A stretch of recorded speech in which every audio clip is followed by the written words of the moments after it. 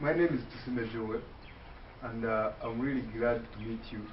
I read this article of yours that you wrote in this UPDF magazine, which is, I think it is on page 48.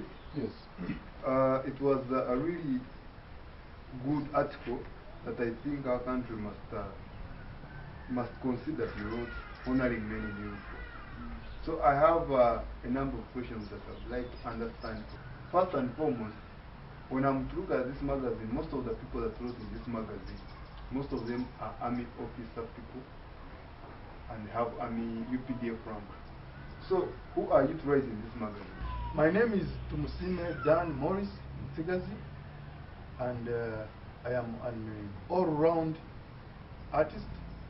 I love to do research, and I'm also a security expert.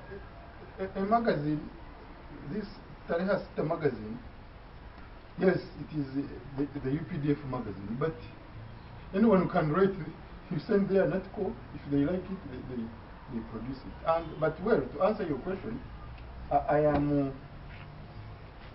how should I answer you now? Am I a member of the UPDF? No, I'm not a member of the UPDF. But myself, my spirit, my mindset, my body, if I decide to run and walk, you cannot follow me. Everything about me, my mindset is military.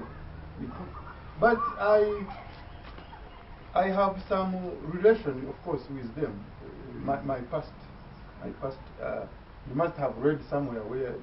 I read, in fact, coming to that point, there's somewhere I read why you say you coordinated an army rebellion. I think that was back in 2003. Yes. In this paragraph, second paragraph, where you say, I had married a white lady whose father and grandfather had served in the US military.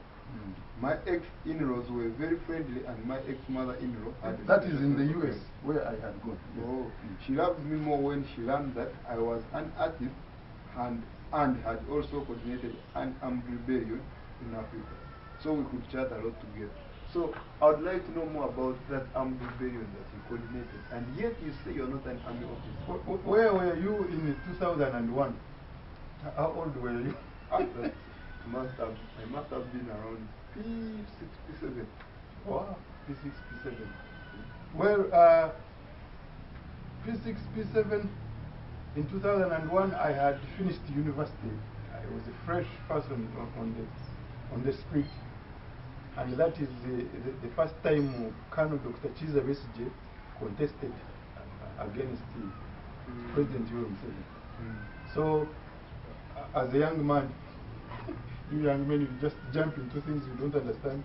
So I supported him, and immediately after the elections, which by then we said they had stolen the elections. So there was what they called we used to call it Plan B. So the Plan B was to use guns against Museveni. And indeed, we quickly, the leaders scrutinized the young men, and they said, who can do this, who can do this, who can... And they settled on me to coordinate the activities in the country. So that's how I ended up being the People's Redemption Army coordinator in the country. So you had, did you have any ranks within that rebellion? I did not go for training in neighboring countries, military training, but I was given a rank, a honorary rank, to fit within the outfit, and I had been given a rank of major. But you need to know more about PRA. PRA, the outfit itself was an amalgamation of so many different rebel groups. We had this man, James Opoka. He was also a major in our outfit, who had done a lot of work in northern Uganda. When Joseph Kony was hitting in 2001, 2002, and 2003, it was James Opoka who was doing all that work for us. But of course, Kony killed him. It's a very funny story. Then we had other relations in Eastern Congo, in Kasese area, the ADF. Then we had friends in West Nile. others in eastern Uganda here, Soroti, Kumi, Lira, even in Busoga region. And then in central region, we had the remnants of some guy who was called Herbert Itongo. They were still there. We had their contacts. They still had guns. So we thought we would do in our own in our own world wisdom, not the godly wisdom. In our own world wisdom, we thought that bringing several groups together, we were building what they call consensus. We didn't know that actually we are bringing in several different diseases.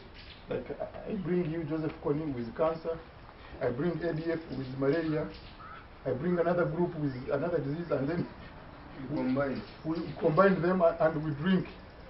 Can you imagine how you... I get it. So people usually think that putting up different groups, it works in some setups, but not in a rebellion. I didn't find sense in that kind of bringing several groups. So, of course, soon the group crumbled and I got arrested and I got amnesty and that's how I ended up in USA to settle there. And now I'm here and now I wrote an article saying honoring men in uniform. Getting back to the magazine. Yes, yes. When you talk about honoring men in uniform, is a prerequisite to modernity. That was the title of the whole article. Yeah, and I am serious about it. I say, until we honor men in uniform, it is practically impossible to go into modernity. I want to understand who are these men in uniform, because if you see even the prisoners have uniform, yeah. Even school-going students have uniforms. So, who are these men? Thank God we have an illustration here. I'm referring, you see, the term, actually that term I realized it is not common in Uganda. But in the Western world, when they say men in uniform, they are talking about the military and sometimes the police. Only that, not the security corps, not men in uniform in prisons or other uniform, no. They're talking about military and police. Okay. So those are the ones I'm saying. Until we honor them, especially like our history in Uganda. You know our history, definitely. How did we arrive to where we are now? Where the whole world is saying, where is Uganda? Uganda.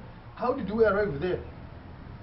There is a long history from the 70s up to 1986 when the president captured power. By the way, I have never told you, this is my son. I've never told you that because you were born on the January of 26th, that's why we called you Joey. You know, Joey in Yankole Ruchiga, it means your way. That is where you get your name. So, there is an interesting, I derived this article from my experiences in USA. You must have read there my experience in the bus. Yeah. So I was traveling from one city called Detroit. Detroit is a popular city in Michigan, and going to another city called Ann Arbor. I could travel that route oftentimes because I was following up my asylum case in Ann Arbor with my lawyer. So there's something that happened that caught my attention. I had never seen it. Maybe in the 1980s, early 80s, when these NRA guys had come to power, you would see something like that, similar, but of course now. So, you know, these buses, the Pioneer buses, you must have seen that when the Pioneer buses, when you enter the bus and it is already full, you have to stand and hold the bus. When everybody has seated and you have nowhere to, you have to hold. Now, in America, and even in other countries that really understand the purpose of the military, when I was in the bus, and the incident I'm telling you, I was in the bus and it reached on a stage, all the seats had been taken over, and two young men like your size, they entered the bus. They were white people. And you should have been there, you know. You should have been there to see the stampede. How quickly young men and women were like, oh, come and sit, come and sit. Out of fear or? No, not fear, out of honor. Exactly, out of honor and respect. They will come and sit. Me, I will stand. I will stand. Come and sit. So later when I asked, the reasoning behind is that the American army, you know, we have a word in Ruchiga called okushaka, to go and look for food. Yeah. Well, in America, they honor men in uniform because they know that they are number one in the world because of the military. First of all, they protect their territory and go ahead and protect the territories of other countries which are confused. I love Christianity. I should say I'm a staunch Christian. But assuming I wasn't a staunch Christian, like a normal human being, I don't think that I would do the way I love Jesus. Of course, remember, I have never seen Jesus. I just read Jesus in the Bible. Why it would be, it doesn't make sense for me to honor Jesus and those people who died, who I did not even see thousands and thousands of years ago. Yet there are people here in my face who died recently, like 20, 30 years ago, who died for me. I'm talking about the National Resistance Army, those people who died in the war. We have living examples like General Tumusiime, who is, I think, currently the Minister of Security. Can you imagine? He doesn't have one eye. One eye. You know what happened to him? He lost it in the battle. And many people died. Still, some of them have. They lost their body parts and stuff.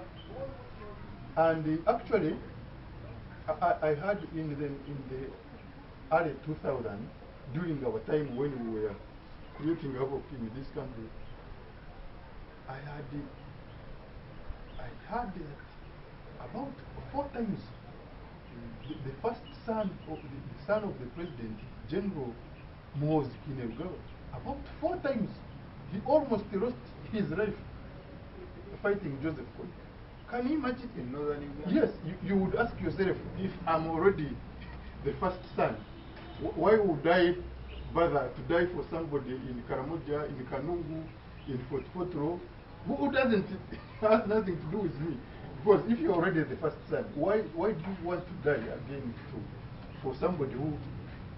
But he would go there to boost morale and to participate, to pay his price, to do his responsibility as a soldier, and to knowing that there is a likelihood that he can die. Yeah, well, if I die, I die, but I'm dying for my country.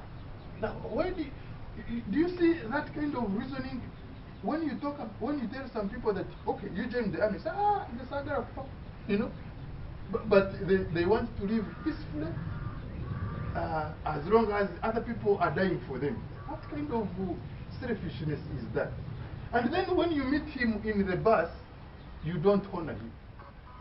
Do you get now the reasoning in this magazine? I'm now getting the whole concept. Somebody who is willing to die for you so that you sleep in peace, you even snore, but not knowing that you are snoring in your bed, you're doing your business peacefully, you're driving from here to Guru during the night, nobody's attacking you, that peace is brought by somebody who is willing to die for you, who actually dies, who loses his arm and his eye every day. No, it is not occasional. No, every day, somebody is paying a price for peace in this country. Why do you meet him in the bus, what I talked about, and you want him to stand when you're seated? Now, in USA, there's something, they go an extra mile to honor men in uniform. When you enter a restaurant, you know, like restaurant, Cafe Jabas, Nando's. Do we still have Nando's? No, these restaurants. And then, no more restaurants. And you are wearing uniform, or you have a badge of veteran. Again, the owner of the restaurant, the waitresses, the waiters, they honor you. You know what they do? Instead of paying, say, food is 10,000, you only pay 7,000. There is automatic 30% discount for men in uniforms in all restaurants. Is it a law or? No, it is not a law. It is what they call a culture. You see, like in Uganda here, somebody, a lady can come in driving his Range Rover or any type of car, and he reaches in a village. Do not be surprised when she kneels down to a common man. That is the culture of the Baganda. Now, when you go to in my village in Kanungu, do not be surprised when someone gives you a hug. Now, this is the culture of the Mutsigazi. Yes. This is the culture. But here, when you give someone a hug in Uganda, someone might start thinking, you know. Yeah. So in America, it is a culture to honor men in uniform. Even when they are employing, you see, when you serve in the military and you're like 45, 50 or whatever age and you retire, and you want now to get employment.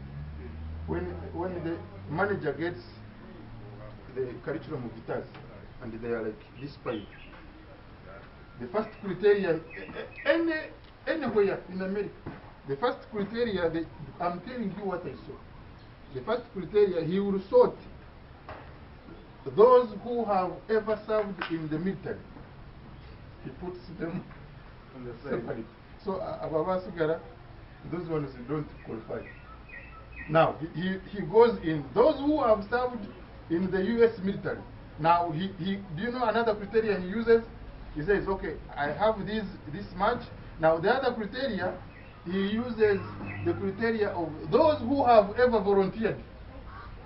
Volunteered in the army? Or No, volunteered in the position related to what you're asking. If you want to work in a construction company, assuming the manager is a construction in construction business, have you ever volunteered to work working without pay? So that means you have passion for that particular work. So you have served in the military, you have ever volunteered. Okay, now let's see what are your academic qualifications, and you qualify. So you see that they honor them everywhere, in employment, in public places, in restaurants, in meeting them face to face. They honor them. Why? Because I call the military, they are Jesuses. Assuming we know Jesus was one, but still assuming there are many. Those guys are Jesuses. Jesus 1, Jesus 2, Jesus 3. As long as you have served in the UPDF, you are Jesus. Yes, because you were dying for me. The other guy who died for me, Jesus, I believed him, but I did not even see him. You guy, I see you here. You see the concept. Back to the article, there's somewhere where you suggest that more funds should be directed to the UPDF. Project funds. Yeah, project. For example, in this paragraph, which is I think the third last paragraph, probably that's why Uganda is increasingly trusting to channel important development projects through the military for no other reasons but discipline, loyalty, and allegiance, which are vital values in reducing corruption. History places Catholic priests and nuns behind soldiers in terms of loyalty and allegiance. And yeah, that's when I researched about it. You see, in every organization, even in a family unit, just a family of 10 people, 7 people, there must be allegiance, there must be trustworthiness, there must be faithfulness, there must be loyalty for that unit to function properly. So, for example, until we have a generation of people who are trustworthy and who are loyal to their country, and who pay allegiance to the flag of the nation, it is practically impossible to reduce corruption significantly. But you get these projects and channel them through the military. Of course, I know people will say, but you remember when I mentioned in the military there is what they call order adjustment mode. I think we talked about it, about God and how commands cannot be refused from God. In the same manner, when the commander-in-chief makes an order, the order adjustment mode, if a commander-in-chief gives an order, you don't question it. Why? Because in ancient history, the way man was in the history of man, is that the king or the leader is listening from God. Does God make a mistake? No. So if God sends a message to the leader, the president or the prime minister or the king, and then the king gives an order, no question about it. That is how the military is formed.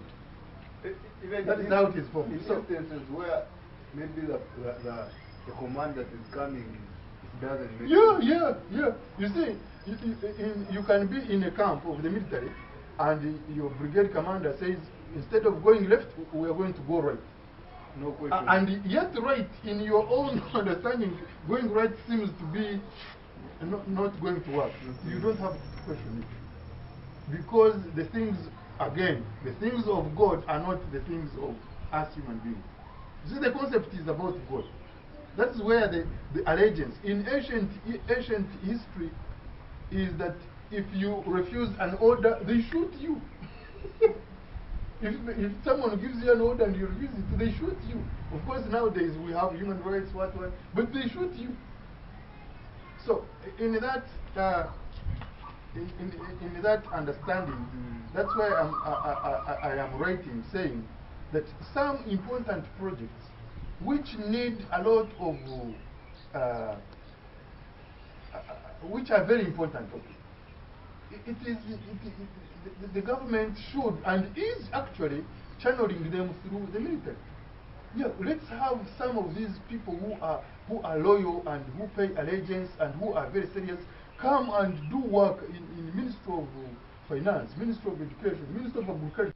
About that point, yes, me as an individual or as a person who is not in the army, I would think it's more important for government to put up strong institutions that it can use maybe to channel such projects than using the army to do such projects. Yes, you have mentioned something important. You, who is not in the army, you missed. Today's generation, I'm talking about people who are like 30 years and below, because I'm 42 now. You missed an interesting thing that was building patriotism in schools. It was called Muchaka. I don't know, is it still there? I don't think so. I think now in Muchaka, they would instill the spirit of loving your country in a military setup. And you grow up really wanting to sacrifice yourself for your country. And that is exactly what they were doing. So that you grow up trusting, not being corrupt, not embezzling funds, not, you know, that mindset. Yeah. But I don't know where it disappeared from, but it is against that background. In some countries like North Korea, North Korea, every student who finishes a certain level of education must enroll in the military. Find that every country has a total number of like 10 million military officers. Because each year every student who enrolls and serves for 3 years and retires and is reserved, you know? Reserved. So in such a country, you grow up having that money. And the corruption, like in China, I was reading every year, they kill, they shoot, they kill people who have been caught in corruption who have been caught in financial embezzlement, in drugs, smuggling. A total of over 1,000 people every year. It is a must. 1,000 people must die. But do you think that can end it?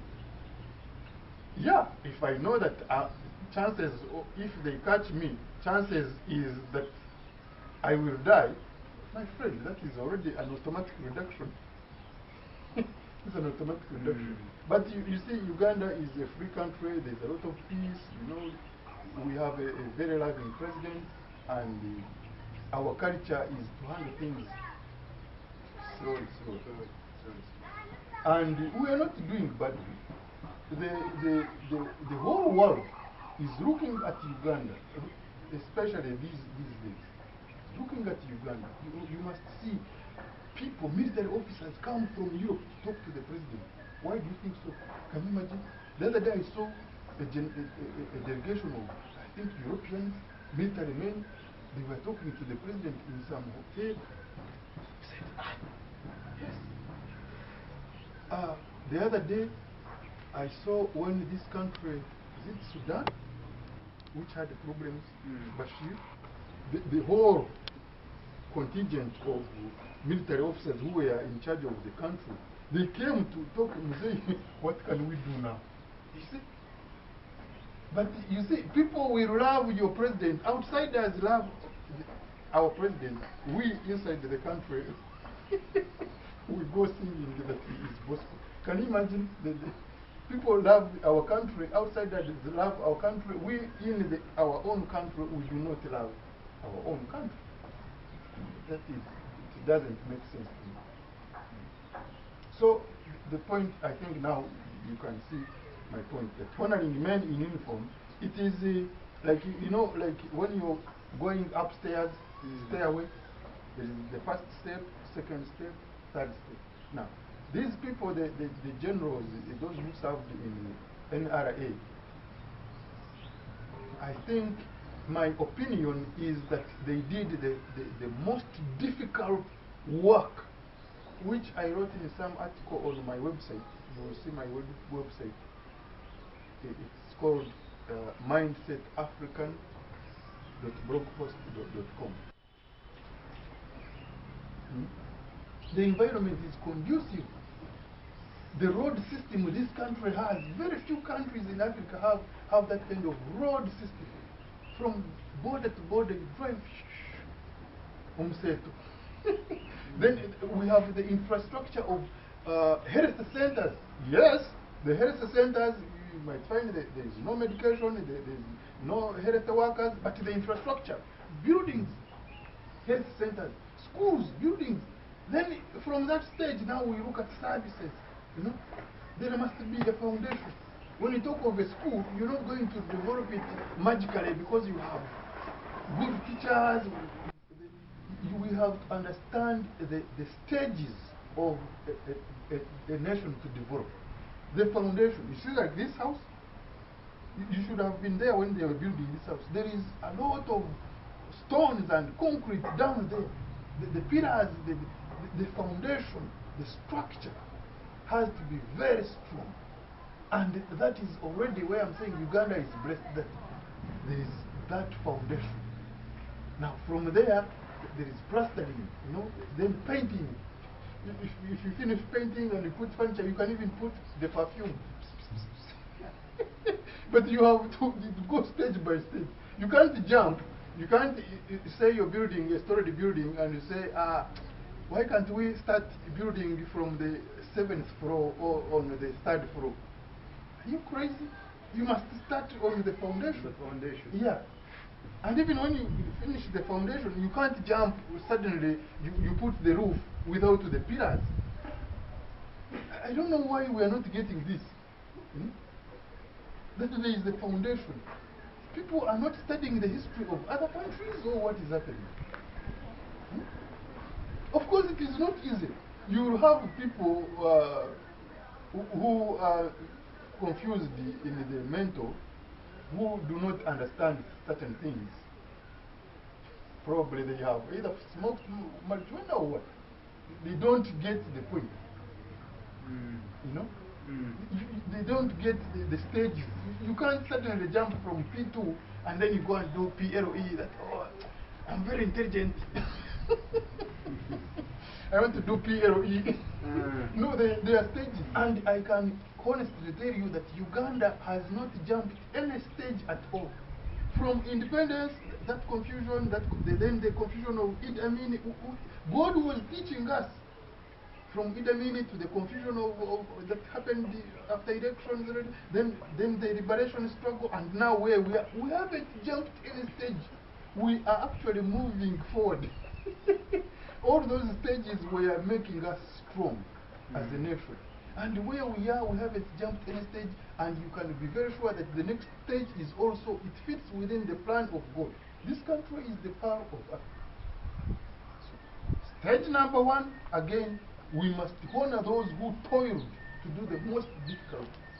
Honor them.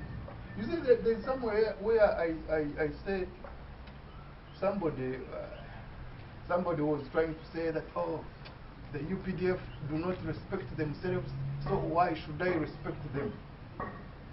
The beauty of honoring somebody is that even if somebody doesn't respect himself, and you keep honoring him, keep honoring him, keep honoring him, keep respecting him, chances are that person will say, oh, such a man, why should I not respect myself? If you honor somebody many times, chances are he will also honor himself. He will rest. I did it practically somewhere. One of my relatives was a drunkard, and we pulled pranks on him. We kept, each time he comes, say, oh, welcome. So next time the kids, he says, oh, the kids are going to see me when I'm drunk, let me reduce on the alcohol. It is psychological. But even if it wasn't for the psychological part of it, they do qualify, because they have done the foundation. There's where I talk about an incident on Mawanda Road. It annoyed me, even though I'm a very difficult one to annoy. This incident, there's this hooligan, a border guy. Not all borders, but there are a few hooligans. He knocked the traffic officer on Mawanda Road junction. The traffic officer stopped them. I think he was in a hurry or something. He can't wait for a few seconds, and he came. Jesus! And the man, it was very in the middle of the around 2 p.m. He's tired, he's exhausted, and then it was very embarrassing to me, because you cannot really do that to somebody who is sacrificing to be hit by the sunshine, and then you again knock him. Comes from that our generation do not understand the sacrifice these guys go through. There are very many Ugandans whom you can say, you know what they call it, akara kahera in Uganda. Very few people can even sacrifice this last finger here. Say, let's cut it off for the case of your country. Say, leave my finger alone. But they expect, they are there relaxed saying, the UPDF will bring peace for me. And then you don't honor them. In conclusion, yes, you've said a lot talking about the mindset revolution, saying that honoring men in uniforms is your point number one. So I would like to know what's the mindset revolution all about. Yeah, we have a draft, and exactly honoring men in uniform is a priority. Number one in the 7-point program of the mindset revolution.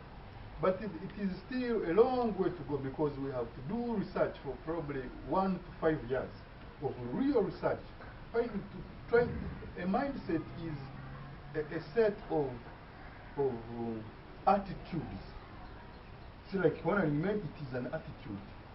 What is your attitude towards soldiers? Honor them.